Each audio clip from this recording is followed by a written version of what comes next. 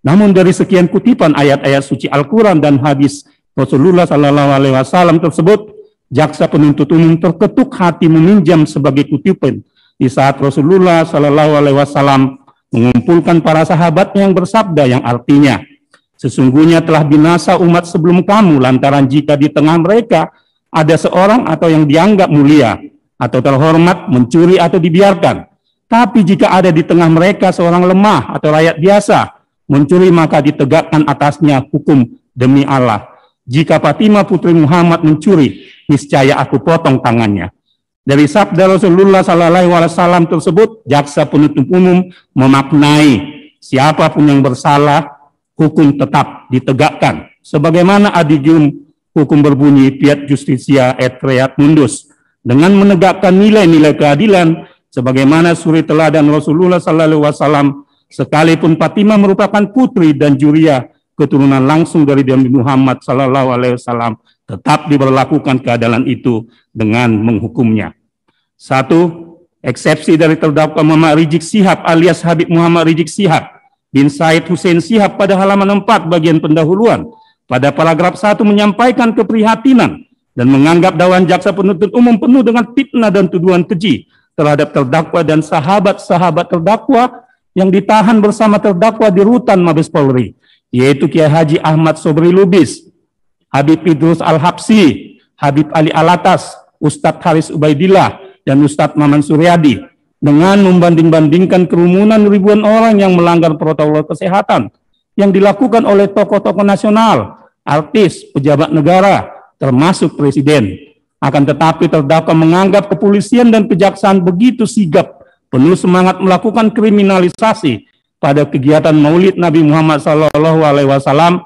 Pernyataan terdakwa tersebut tidaklah tepat dan hanya menonjolkan atau menampilkan kegiatan Maulid Nabi Muhammad SAW. Padahal selain kegiatan Maulid Nabi Muhammad SAW, bersamaan juga terdakwa menyelenggarakan kegiatan pernikahan anaknya yang dihadiri kurang lebih 5.000 orang umat. Dan kegiatan sebelumnya pun juga telah menyelenggarakan peresmian peletakan batu pertama markas syariah di pondok pesantren milik terdakwa di Megabendung, Kabupaten Bogor yang dihadiri 3.000 orang. Kedua, betapa disayangkan terdakwa Muhammad Rizik Syihab alias Habib Muhammad Rizik Syihab bin Said Hussein Syihab masih menganggap dakwaan jaksa penuntut umum berisikan fitnah. Padahal dari sekian kata atau puluhan lembar dakwaan dari jaksa penuntut umum, tidak satu huruf atau kata-kata yang bertuliskan fitnah yang ditujukan kepada terdakwa, melainkan dakwaan tersebut adalah rangkaian fakta sebagaimana alat bukti yang ada. Ketiga, kerumunan dan pelanggaran protokol kesehatan yang dieksepsi terdakwa pada halaman 4, paragraf 4 tidak termasuk ranah ruang lingkup eksepsi dan hanya merupakan keluh kesah terdakwa. Oleh karenanya keberatan tersebut haruslah dikesampingkan. 4, bahwa adanya eksepsi terdakwa dalam halaman 6 dalam paragraf 2 diantaranya berbunyi, tidak pernah mendapat penjelasan tentang pandemi dari pihak bandara baik secara lisan maupun tulisan. Baru setelah sepekan, sekitar tanggal 17 November 2020, pasca peringatan Maulid Nabi SAW di Petamburan yang digelar tanggal 14 November tahun 2020, paspor kami beserta surat dari pihak bandara terkait pandemi diantar ke rumah kami. Sejak saat itulah kami mengetahui tentang keharusan isolasi selama 14 hari bagi yang baru datang dari luar negeri. Terhitung tanggal 17 November 2020, kami pun melakukan isolasi mandiri di bawah bimbingan dan pengawasan tim medis dari tim MIRC. Bahkan khusus saya yang mengalami kelelahan yang teramat sangat pada pekan berikutnya meminta perawatan khusus di Rumah Sakit Umi Bogor. Eksepsi terdakwa tersebut telah masuk pada pokok perkara yang seharusnya belum waktunya untuk dibahas. Namun perlu kami menanggapinya mengingat sebenarnya terdakwa telah diperiksa dan melewati pemeriksaan kesehatan, dan perlu kami tegaskan sebagaimana ketentuan perundang-undangan yang telah diberlakukan. Setiap orang tanpa terkecuali dianggap mengetahui semua hukum atau undang-undang yang berlaku, dan apabila melanggarnya akan dituntut dan dihukum berdasarkan undang-undang atau hukum yang berlaku tersebut.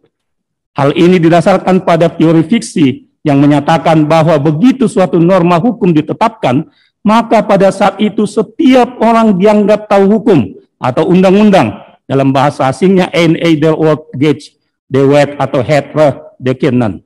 Ketidaktahuan seseorang akan hukum tidak dapat dijadikan alasan pemaaf atau membebaskan orang itu dari tuntutan hukum, atau ignorantia juris neminem excusat, atau ignorance of the law excuse nomen. Fiksi hukum adalah asas yang menganggap semua orang tahu hukum, atau presumptio iuris de jure. Semua orang dianggap tahu hukum, tak terkecuali petani yang tak lulus sekolah dasar, atau warga yang tinggal di pedalaman. Dalam bahasa Latin dikenal pula adagium ignorantia juris not excusat. Ketidaktahuan hukum tidak bisa dimaafkan. Seseorang tidak bisa mengelak dari jeratan hukum dengan berdalil belum atau tidak mengetahui adanya hukum dan peraturan perundang-undangan tertentu. Apalagi terdakwa datangnya dari luar negeri, yang jelas-jelas ketentuan asal keberangkatan adalah negara Arab Saudi, yang juga telah menerapkan kepatuhan protokol kesehatan yang telah berlaku universal.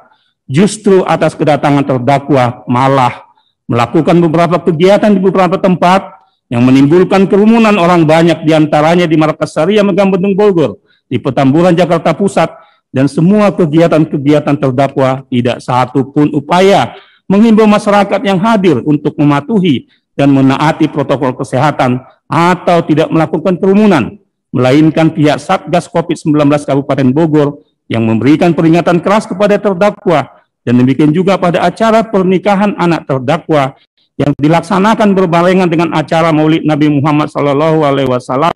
Juga dari pihak Wali Kota Jakarta Pusat memberikan teguran keras atas kerumunan tersebut yang disampaikan melalui Kapolres Metro Jakarta Pusat beserta Kasat Intelkam.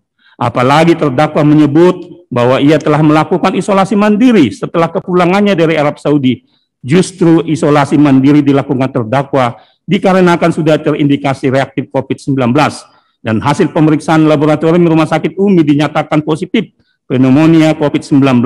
Kemudian dikuatkan dengan hasil pemeriksaan PCR swab test oleh Rumah Sakit Cipto Mangunkusumo dinyatakan positif COVID-19. Bahwa pada halaman 7 eksepsi terdakwa menyebut Menko Polhukam Mahfud MD yang mengumumkan langsung agar masa menjemput terdakwa di bandara. Kalimat-kalimat tersebut tidak ada relevansinya dengan kerumunan yang ditimbulkan atas kedatangan terdakwa. Akan tetapi seharusnya sebagai yang memahami dampak dari kerumunan tidaklah perlu kita mengkambing hitamkan Menko Polhukam sebagai penghasut atas kerumunan dimaksud. Justru atas kedatangan terdakwalah mengakibatkan kerumunan yang luar biasa, baik yang terjadi di bandara maupun pada kegiatan-kegiatan terdakwa di beberapa tempat.